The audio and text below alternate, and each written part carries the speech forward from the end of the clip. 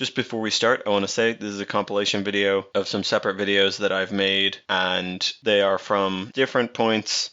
So if my audio suddenly changes halfway through or between segments and I sound like I'm in a broom closet, that's probably because I am. Enjoy the video.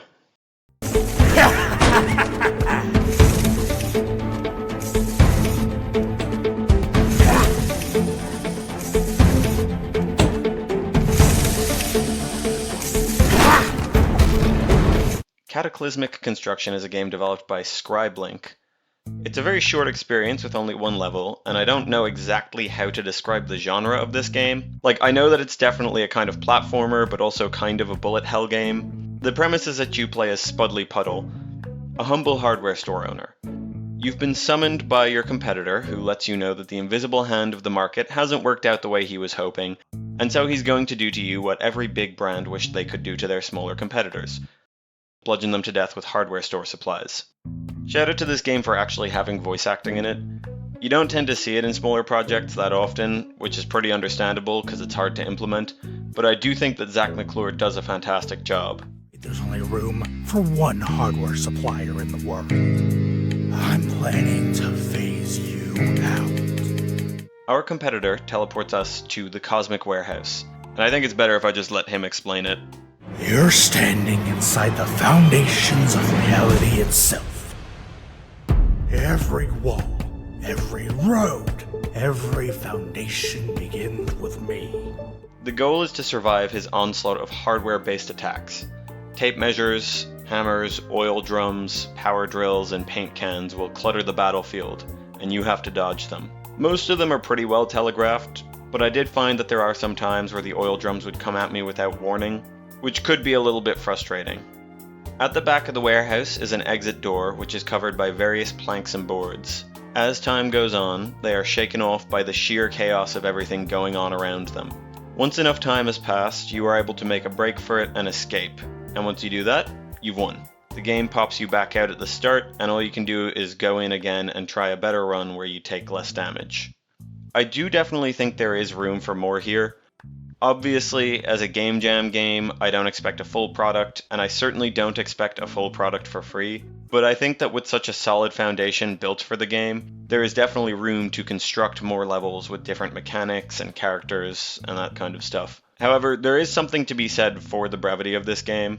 I do like that it gives you one level that is very curated and very tightly designed, and then it finishes. Overall, this game is a fantastic little one-shot that could easily remain as a once-off or be transformed into a larger scale game.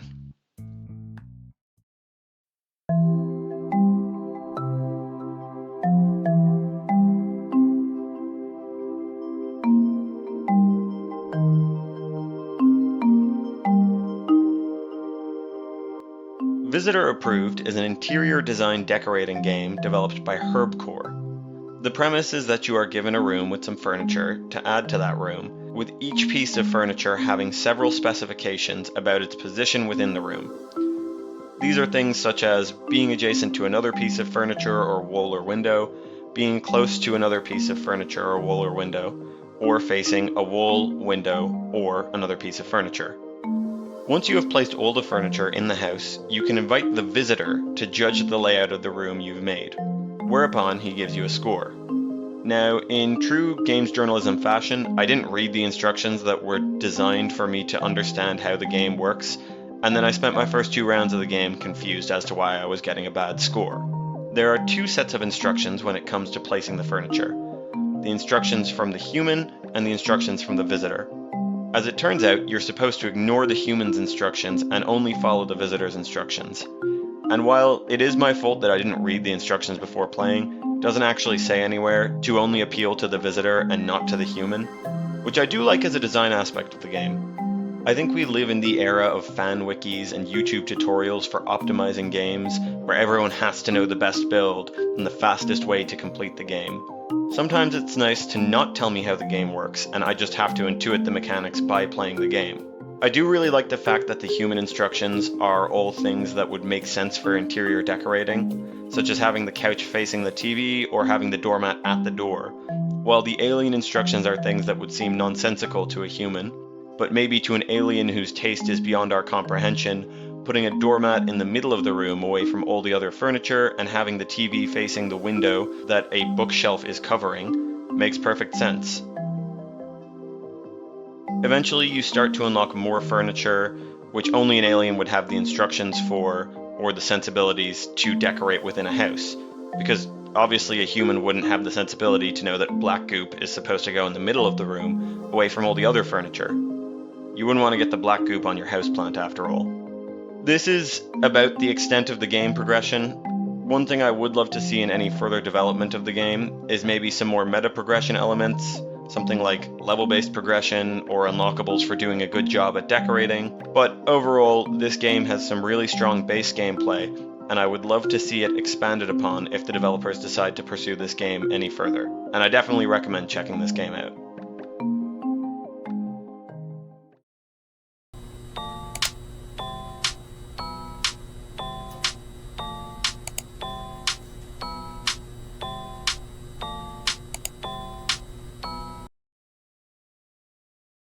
Corporate Memphis is an office-based task management game developed by Ultralight Leam and Sam. I actually didn't know what Corporate Memphis meant until researching for this video.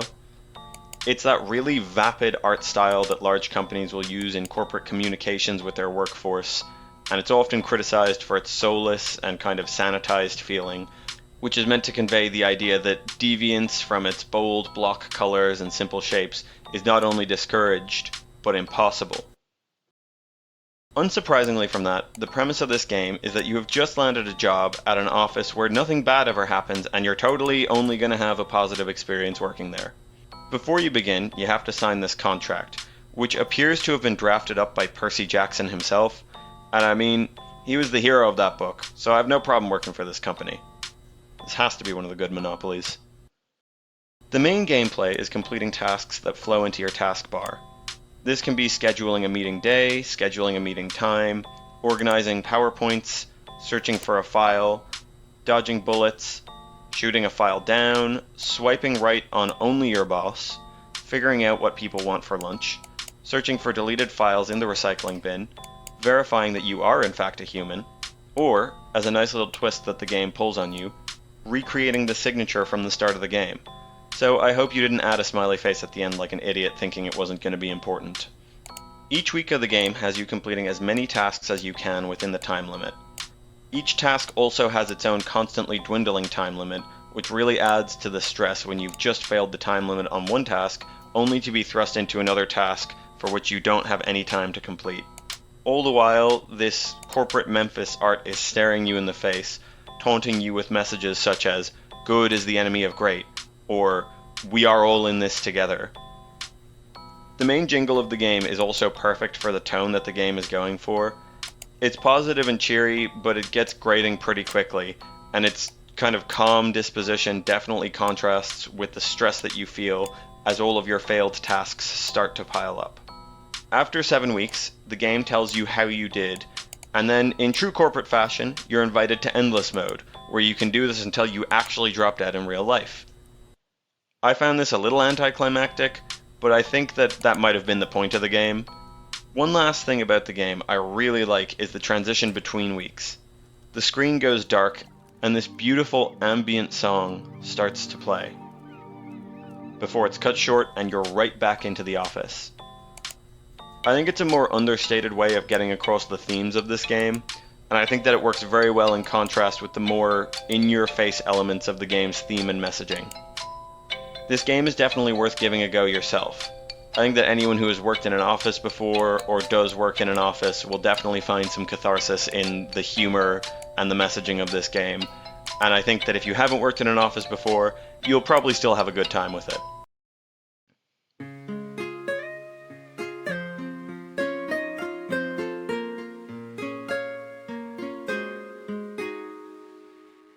Trees Hate You is a game by Taiken.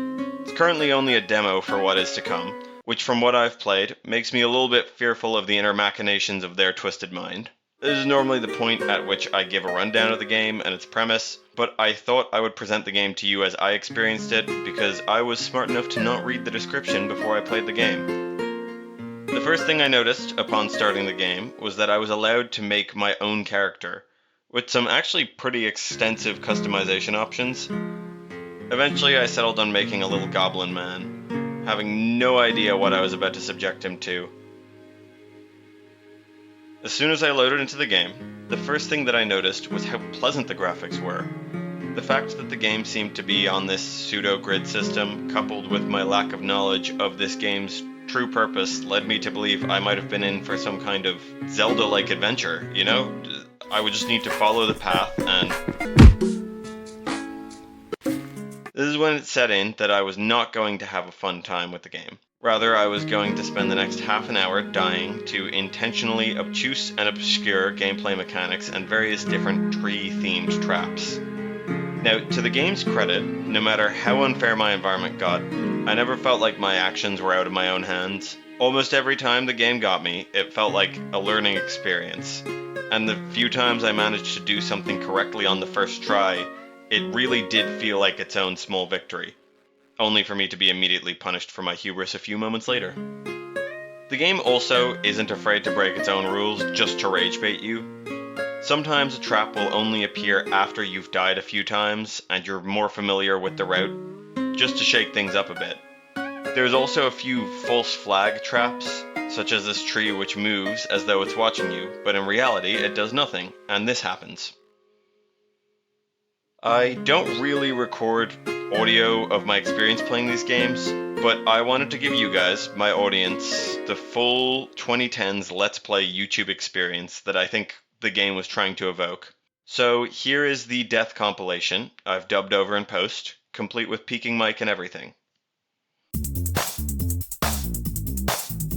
Oh, great! Great! Are you kidding me? Are you kidding me? Oh, of course! Of course! Of course!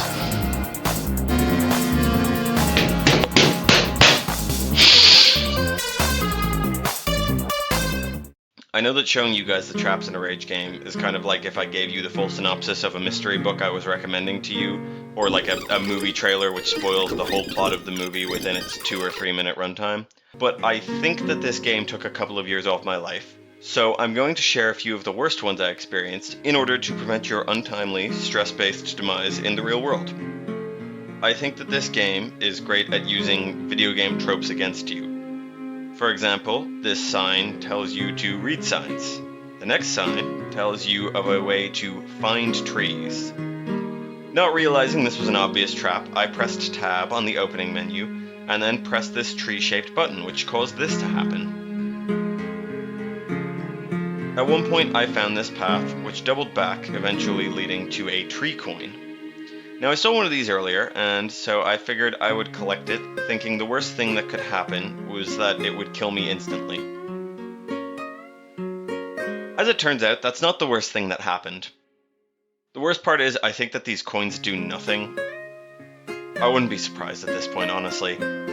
This is an earlier one, and editor Pitfiend has probably already shown footage of this happening at some point in the game, but the first time that a tree lunged forward at me really scared me. And as time went on, and more of them lunged at me further and quicker, it just made me really anxious when I saw them, which I suppose was the point of the game, so mission accomplished. I know that I mentioned the visuals before, and this is usually the part of the video where I praise the style of the game and its presentation. And I am going to be doing that. But there's a bit more to it than just the fact that the art is really well done. This game follows a trend I've noticed about rage games. They like to put on this really cheery facade. Very rarely is one of these games without happy music and some kind of bright and colorful art style. I think that the reason that this is the case is because we hate to see our enemies in a good mood. And the creators of these kinds of titles know that. So when a game has a really positive atmosphere and you feel like it's giving you the middle finger the whole time you're playing it, it feels even worse because it feels as though the game is relishing in your suffering. Almost like you can imagine the developer is imagining how many people are going to break their computer over this next trap that they're implementing. Eventually, I made it to this second section after getting through the first bit. I thought I'd take a break from recording and finish the game after lunch. Unfortunately, I didn't remember to hit record as soon as I started playing again, meaning I would have to play through the game again, which I was not willing to do. So if you want to see the end of the game, play it yourself. I know I just spent the duration of this video telling you about how this game caused my hair to go grey from stress, but despite that, I really do recommend playing this game, especially if you have any interest in rage games. It's very clear both from the presentation and the level design that there was a lot of love and care put into the game, and that the dev is a fan of the genre. Either that, or he just hates nature and wants you to associate it with having a bad time. I always feel very bad when it comes to giving criticism about projects I talk about on this channel.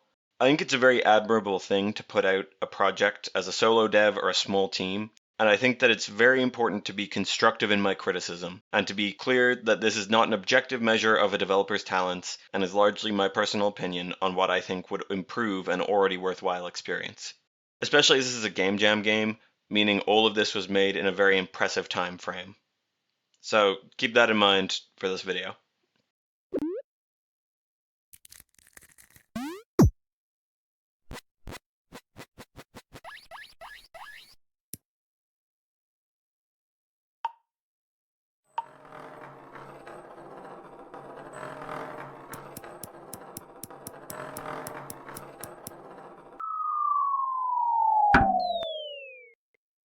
Flipchick is a game developed by Phil Green 3 and PE4Q07 for the Brackeys Game Jam 2026. I actually found it a while ago when I was looking into different projects to talk about, but I had already made a video a week before on a game which I thought shared a lot of similarities to this game, so I bookmarked the tab vowing to come back someday and make a video on it. The game is a turn-based tactical roguelike where you control this adorable little chick who you saw in the intro as he falls down into this dark abyss and now needs to fight to survive. The game takes place over 6 levels where you are stuck in a narrow corridor and must route your enemies to advance. Your actions are determined by the coins available in this window, which you flip by shaking the window with your mouse until you have the outcome you like. Then you select the coins you want to use for your actions, flipping them and making them unusable until your next turn. In the first level you start out with only 1 coin used per turn, represented by this little lightning bolt. In every subsequent level you have 2 actions. I like that this never increases beyond 2 actions, meaning you have to think about what 2 uses of your actions are going to be the most beneficial. One issue I do have, however, is the implementation of the coins themselves. I think that the idea of being able to use one effect or the other depending on which side the coin is on is a really cool mechanic. But the more coins you get, the less important that idea feels. When I have 3 or more coins, I usually just shake until I see an effect I want, and then shake again until I see another one I want. Maybe if the first use of a coin locked all the other coins down to the side that they were facing until the start of the next turn, it would cause me to think a little bit more about how the window looked overall. But as it is, the fact that my abilities were tied to coins felt a little bit vestigial. Between rounds, you are given the choice of one of 3 upgrades: an extra coin, a perk, or 3 health back. The health regen is pretty self-explanatory and functions as a nice safe option to fuel progression if you're low on health. The perks are all pretty well balanced as well, while still being useful, such as First Strike, which makes an attack action deal double damage only when it's the first action used, or Knockback, which pushes the enemies back and deals 1 damage if you move into them with a movement action. The most important of these upgrades, however, is the coins. In terms of what the coins actually do, there is quite a decent variety of abilities. You can move forward or backwards, attack, change which direction you're facing, swap positions with the enemy, or gain a shield as temporary health.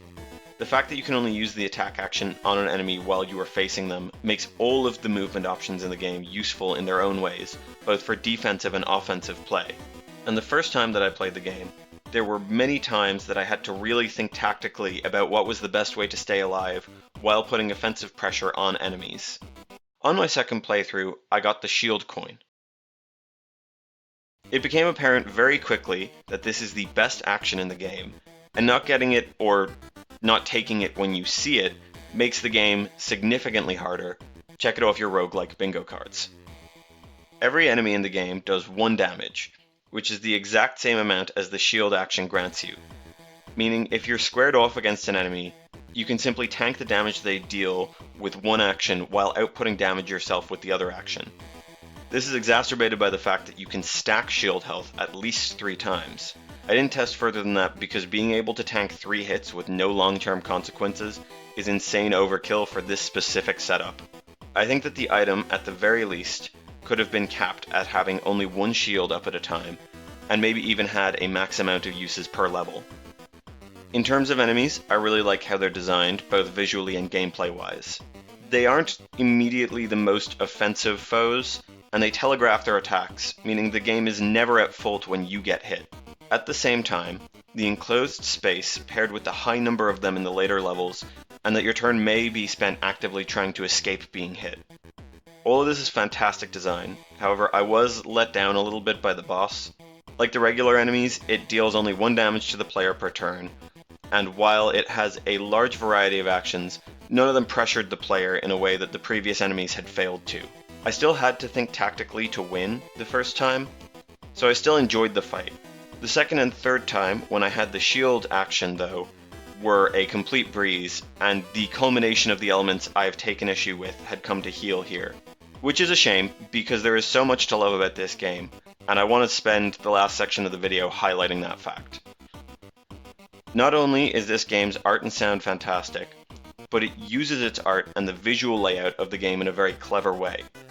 I'm sure you've noticed the windows which represent the various aspects of the gameplay, and how they sit on the side of the screen. This is a very great way to make use of the horizontal space left by the very vertical nature of this game, and the fact that you can organize these windows however you like is a fantastic touch. I know that I already mentioned it, but I really do love how this game is so linearly built, and how this contributes to the feeling that you are backed into a corner and that you need to fight to survive. I think that gameplay designed around really well thought out limitations on your abilities is always such a fantastic way to engage players and add depth to a game. And lastly, I really love the start and the end of this game. You've already seen the intro, but I love the way that the game halts everything to show you this end cutscene. And as per usual, I'm not going to show you this fully, just to incentivize people to experience this one. I know I've had a few negative things to say about this one, but I really did enjoy it, and I wanted to get the love that it deserves. I would, however, recommend trying a run with no shield if you can for the first run, just to get the full tactical experience of this game. That's all I have for today. If you enjoyed, please consider subscribing. It lets me know that people enjoy the content I make. Otherwise, I always really appreciate comments, letting me know what you thought of the video. Did this game remind you of any other projects? If so, be sure to let me know. Hasta luego.